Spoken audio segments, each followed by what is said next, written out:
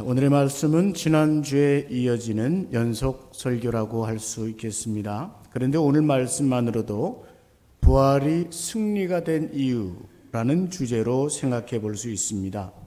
본문 말씀 시작에 보면 여자들이 갈 때 경비병들 중 몇이 성에 들어갔다고 했습니다. 이 여자들이란 여인들은 마리아라는 이름을 동명으로 가진 여인들입니다. 이른 아침에 무덤을 찾아왔습니다. 그 무덤이 비어있고 무덤을 막고 있던, 그리고 봉인해 두었던 돌문이 열려있는 것을 목격했습니다. 그리고 그 돌문 위에 천사가 앉아있는 것을 보았습니다. 부활하신 주님을 만났고 제자들에게 이 소식을 전하러 달려가고 있습니다. 바로 그때 또 한 방향으로 달려가는 사람들이 있었으니 이들이 바로 무덤을 지키던 병사들입니다. 이들은 대제사장들과 장로들에게 이 소식을 전하러 달려가고 있었습니다. 바로 이 말씀에 대해서 우리가 보다 깊은 묵상 속으로 들어가 봅니다. 여러분, 대제사장들과 장로들이 이날 밤, 즉 토요일 밤에 편안히 자고 있었을까요? 그럴 가능성도 있습니다. 그들이 그동안 세워놓은 전통, 그들이 지금까지 세워놓은 세상을 뒤집어 놓고 있던 인물이 완전히 제거되었으니 이제 두 다리 뻗고 자고 있을 수 있습니다. 그럼에도 이 사람들이 염려스러운 것이 있습니다. 빌라도 총독에게 찾아가 호소했을 만큼 염려스러웠던 것은 다름 아니라 이 예수라는 인물이 여러 차례 언급했던 부활에 대한 것입니다. 마가복음 8장 31절에서 주님은 제자들에게 이렇게 말씀하셨죠. 인자가 많은 고난을 받고 장로들과 대제사장들과 서기관들에게 버림받아 죽임을 당하고 사흘 만에 살아나야 할 것을 비로소 그들에게 가르치셨다고 했습니다.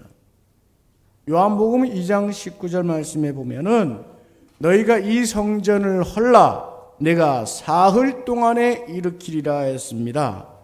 마태복음 12장 39절에는 악하고 음란한 세대가 표적을 구하나 선지자 요나의 표적밖에는 보일 표적이 없느니라 하셨습니다. 이 부활의 예고는 이들에게는 무척 신경 쓰이는 말이었습니다. 이 사람들은 그것이 신경 쓰여 무덤에 경비병들을 많이 두었습니다. 돌문에는 봉인을 해서 지키도록 했습니다. 그런데 그날 이른 아침 경비병들이 달려와 문을 두드리며 소란하게 합니다. 순간 이들은 깊은 잠에 들었던 선잠에 있었던 최악의 악몽이 현실이 되는 끔찍한 시간을 맞이했음이 틀림없습니다. 이 이야기에서 정말 관심이 가는 사람은 경비병들입니다.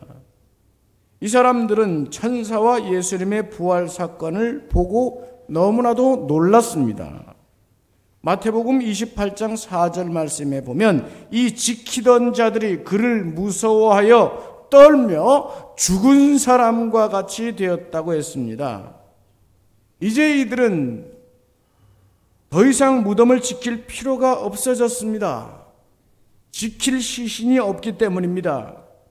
현 사건을 빨리 보고하고 무언가 조치를 취해야 합니다. 그래서 대제사장들에게 달려간 것입니다. 달려간 이들의 마음속에는 두려움이 가득합니다. 복합적인 두려움입니다. 우선 천사들과 예수님이 부활할 때 그 초자연적인 사건을 바라본 두려움이 있습니다. 아직도 그로 인해 가슴이 두근두근거립니다. 또 하나의 두려움이 있습니다. 뭘까요?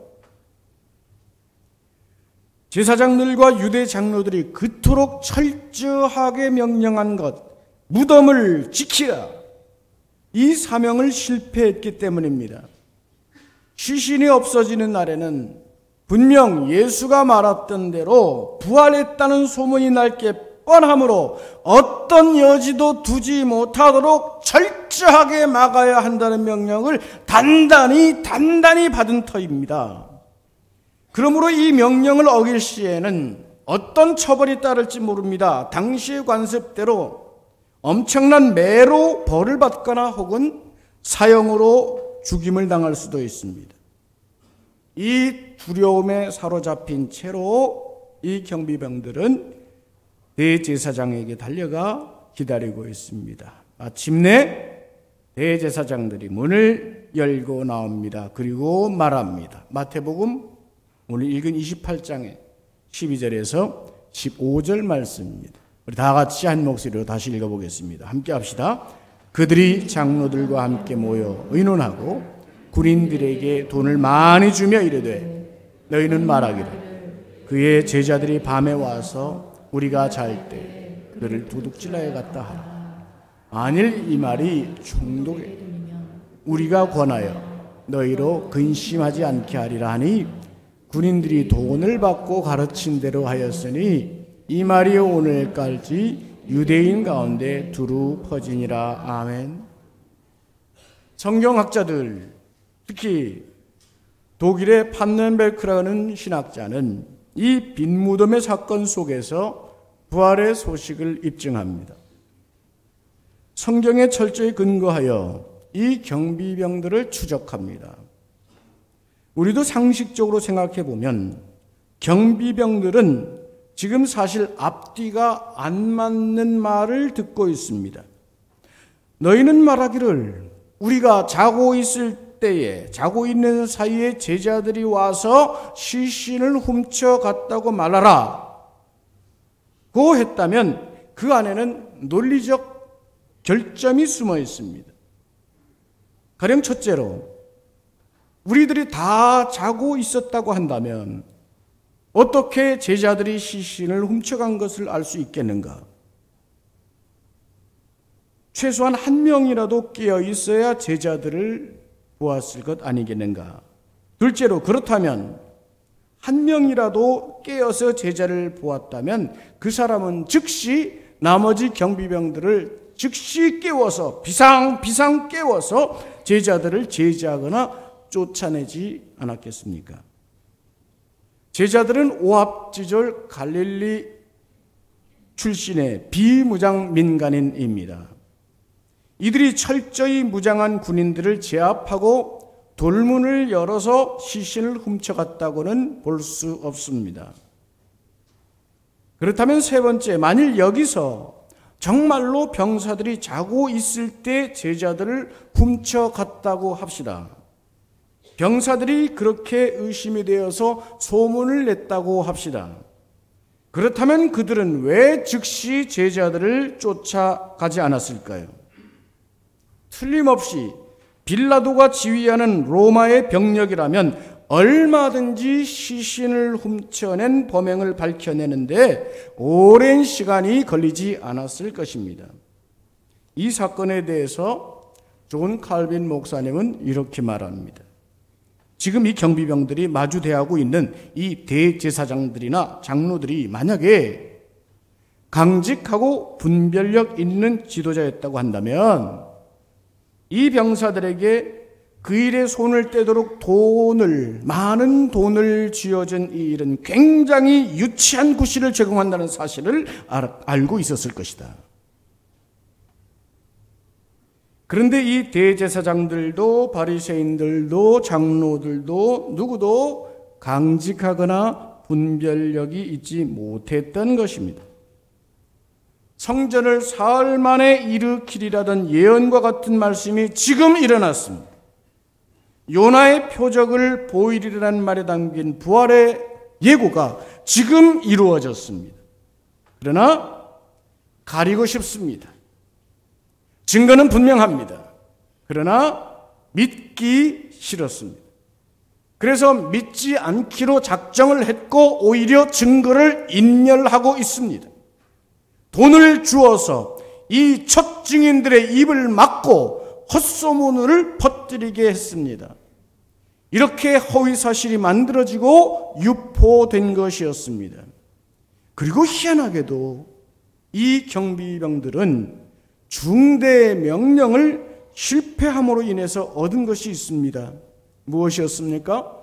처벌이 아니라 보상을 받았습니다. 많은 돈을 받았습니다. 많은 돈을 받았으니 이제는 대적의 편에 서서 돌아다니며 소문을 퍼뜨렸다고 성경은 말씀하고 있습니다.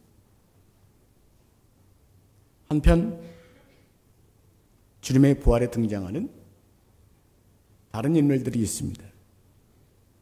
주님의 무덤에 아침 일찍이 갔던 마리아라는 이름을 쓰는 동명의 두 여인, 또 이 여인들의 이야기를 듣고 무덤으로 달려갔던 베드로와 요한, 엠마오로 갔던 제자들, 예수님을 따르던 다른 제자들이 그들입니다. 이들은 부활의 소식만 들은 것이 아니라 예수님을 직접 보았습니다. 그 외에도 많은 분들이 예수님을 만났다고 사도 바울은 고린도전서에서 우리에게 들려줍니다. 고린도전서 15장 4절에서 8절까지의 말씀입니다. 다 같이 한번 귀한 말씀 읽어보실까요? 함께합니다. 장사 지낸 바 되었다가 성경대로 사흘 만에 다시 살아나사 게바에게 보이시고 후에 12 제자에게와 그 후에 야고보에게 보이셨으며 그 후에 모든 사도에게와 맨 나중에 만삭되지 못하여 남자가 내게도 보이셨느니라. 아멘. 이분들은 부활에 대한 사실을 알았습니다. 보았습니다. 주님의 말씀을 깨달았습니다. 복음이 무엇이고 구원이 무엇이고 부활이 무엇인지 알게 되었습니다. 그래서 바로 그것을 전했습니다. 예수님이 살아나셨다. 예수님이 부활하셨다. 예수님은 살아 계시다. 그들이 전한 것이 예수님의 부활이었고 사망은 굴복이 되었고 죄는 멸망이 되었고 이제 구원의 길이 보장되었다는 좋은 소식이었습니다. 참으로 좋은 소식이었습니다. Good news, gospel, 복음이었습니다. 그런데 이들도 이렇게 복음을 전함으로 인해서 받은 것이 있습니다. 그게 무엇이었을까요? 박해와 처벌이었습니다. 비진리를 전하고 거짓 소문을 전하는 자들은 보상금을 받았고 진리를 전하고 복음을 전하는 자들은 처벌이 따라왔습니다. 이것이 진리에 속한 자들이 당하는 핍박의 원리입니다. 그리고 주님은 참된 복이 무엇인가 산상에서 우리에게 들려주신 바가 있습니다. 다 같이 읽어보실까요? 마태복음 5장 10절에 있는 말씀입니다. 다 같이 한 목소리로 함께 읽겠습니다. 의를 위하여 박해를 받은 자는 복이 있나 천국이 그들의 것입니다. 할렐루야. 병사들은 헛된 것을 전하면서 받은 보상을 횡재라고 말했을지 모릅니다. 그러나 그것을 주님은 결코 복이라고 말씀하지 않습니다. 진리를 전하고 의리를 위하여 박해를 받는 것이 복이라고 말씀하셨습니다. 병사들은 이런 횡재를 받고 많은 돈을 받고 그 마음에 무엇을 얻었을까요? 그 속에 천국이 임하지는 않았음이 분명합니다. 주님은 의를 위해 핍박을 받는 자에게 복이 있다고 말씀하시는 것입니다. 여러분, 오늘 우리는 비진리에 속한 횡재를 원합니까? 아니면 참된 복, 천국을 원합니까? 구원받은 백성이 원하는 것은 바로 천국 아니겠습니까? 천국은 진리와 함께하는 것이요, 진리를 전하는 중에 당하는 박해, 그 중에 임하는 것이라 주님은 말씀합니다. 사도행전에 보면 예수님이 승천하시고 성령님의 권능이 임하였습니다. 그렇게 오합지졸 겁쟁이 같은 제자들이 성령의 권능을 받자 예수님의 부활을 담대히 전하기 시작했습니다. 그러다가 예수님을 잡아 죽이고 부활하신 주님까지 은폐하려 했던 바로 그 대제사장들의 눈에 다시 잡힙니다. 대제사장들과 장로들에게 붙들려 갔습니다. 그들 앞에서 베드로와 사도들이 무엇이라 말하는지 사도행전은 우리에게 분명히 들려줍니다. 사도행전 5장 30절에서 32절 말씀, 이 말씀들이 다 같이 한번 읽어보실까요? 시작. 너희가 나무에 달아 죽인 예수를 우리 조상의 하나님이 살리시고 이스라엘에게 회개함과 죄 사함을 주시려고 그를 오른손으로 높이사 임금과 구주로 삼으셨느니라. 우리는 이 일의 증인이요 하나님이 자기에게 순종하는 사람들에게 주신 성령도 그러하니라 하더라. 아멘. 너희가 나무에 달아 죽인 예수를 하나님이 살리셨다. 주님은 살아나셨다. 살아계신 주님을 담대하게 분명하게 전하는 것입니다.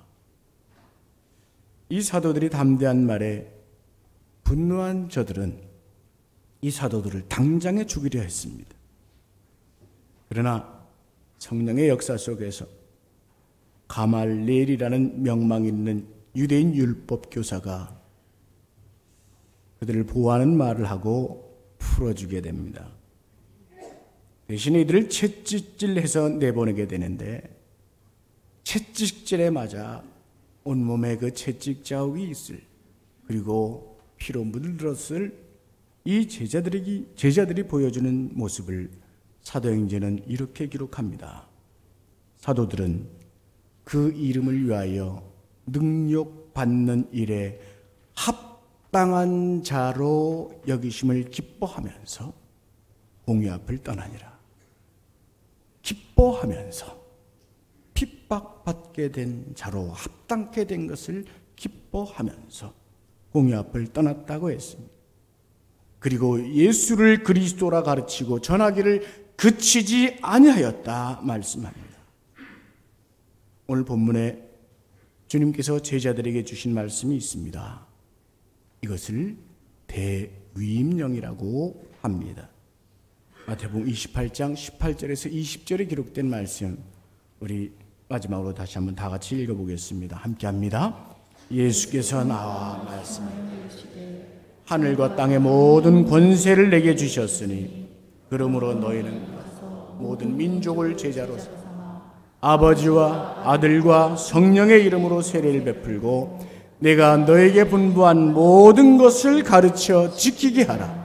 볼지어다 내가 세상 끝날까지 너희와 항상 함께 있으리라 하시니라. 아멘. 제자들에게 주시는 명령입니다. 이 본문 안에 무려 5가지의 명령문이 나옵니다. 가라, 제자 삼으라, 세례를 베풀라, 가르치라, 지키게 하라. 이 5개의 명령문 중에서 헬라어 원문으로 보면 사실 동사는 딱 하나입니다. 제자를 삼아, 제자를 삼으라. 이것이 주님 주신 명령입니다. 나머지 단어들은 동사를 꾸며주는 분사입니다. 원어 문법에 맞게 다시 해석하면 이런 뜻이 됩니다. 가는 곳마다 어떤 민족 사람이든지 따지지 말고 제자로 삼으라. 아들과 아버지와 성령의 이름으로 세례를 주라. 세례를 주면서 제자를 삼으라. 내가 분부한 모든 것을 가르쳐 지키게 하면서 제자로 삼으라. 말씀을 나누고 전하는 자, 진리를 전하는 자로 살아가라 하시는 것입니다. 그리고 바로 그런 삶을 살아가는 자들에게 소중한 또 하나의 약속을 주십니다. 볼지어다 내가 세상 끝날까지 너희와 항상 함께 있으리라. 할렐루야. 주님이 우리와 함께 하심을 약속해 주시는 것입니다. 오늘 말씀 부활이 승리가 되는 이유가 바로 여기에 있습니다. 대적들은 감추려 하였으나 부활은 드러나고 말았습니다. 주님은 권세를 받아 우리와 영원토록 함께하고 계십니다. 그러므로 우리는 부활로 권세를 이루신 그 주님의 권세를 함께 받습니다. 하나님의 자녀로서, 권세를 받은 자녀로서 당당하게 사시기를 바랍니다. 복음을 감추지 마시고 힘있게 전하시기를 바랍니다. 부활 승리를 누리시기를 주님의 이름으로 축원합니다. 온 천하 위에 우리 주님을 주신 아버지 하나님이 정말로 감사하고 자랑스럽지 않습니까? 주님은 살아계십니다. 약속대로 살아나신 주님은 약속대로 우리와 함께 하십니다. 그리고 또 한 가지 약속을 우리에게 은혜로 주고 계십니다. 주님을 전하라, 제자 삼으라 하신 말씀을 순종한 자들에게 이렇게 말씀하십니다. 잘하였도다 착하고 충성된 종아, 내 주인의 즐거움에 참여할지어다. 주님의 부활로 권세를 누리게 된 저와 여러분에게 부활 승리 신앙이 분명하고 그 신앙의 능력이 성령의 바람처럼 그 승리의 소식이 힘있게 나타나고 그리고 전파되는 역사가 이 봄에 새롭게 약동하기를 주님의 이름으로 축원합니다. 은혜를 구하는 기도 우리 함께 낭독하며 기도하시겠습니다. 다 같이 함께 읽겠습니다. 하나님, 오늘 성령님으로 함께 하시는 예수님의 약속을 믿습니다. 오늘도 성령으로 충만하게 하셔서 부활의 믿음을 분명히 붙잡고 부활의 능력을 누리며 부활의 소망을 전하는 입술이 되게 하여 주시옵소서. 살아계신 권능이 제게 성령의 권능을 더하여 주셔서 주님의 제자됨과 전하는 일에 담대하게 하여 주시옵소서. 아멘. 다 같이 결단의 기도를 함께 드리시겠습니다.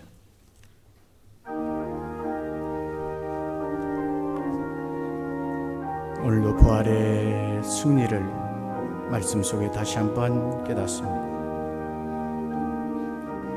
주님께서 부활하신 승리, 그 속에 나타나신 하나님의 권능, 그리고 우리와 함께 하시는 이 놀라운 은총 바라봅니다. 살아계신 주님, 권능으로 우리에게 다시 한번 부어주시옵고 성령의 바람 나타나게 하여 주시오며 이 봄과 함께 마음들이 영혼들이 녹아지고 그늘 속에 있는 자들이 나오는 역사, 새로움의 역사, 어둠의 장막을 거두어 하늘을 보고 하나님께서 주시는 신령하고 거룩한 세계 속으로 다시금 참여하는 저희들 되게 하여 주시옵소서.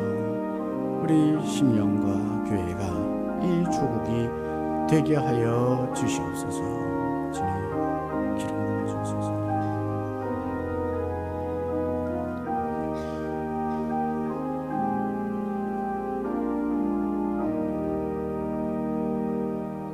하나님 아버지, 오늘 주님의 손길이 저희와 함께 하셔서 예배와 말씀의 자리로 불러주심을 감사합니다. 새 봄, 새 계절, 성령의 따뜻한 바람이 불어오게 하셔서 저희 심령에 따뜻한 영적인 봄이 찾아오게 하여 주시옵소서. 어두운 장막을 거두어 하늘을 바라보게 하시고 내 심령의 그늘진 자리에서 나와 부활의 생명력, 주님의 권세를 누리게 하여 주시옵소서. 복음의 역사가 약동하게 하시고 성령의 바람이 날로 뜨겁게 우리 심령 위에, 우리 가정 위에, 우리 교회 위에, 이 민족 위에 임하여 주시옵소서. 예수님의 이름으로 기도하옵나이다. 아멘.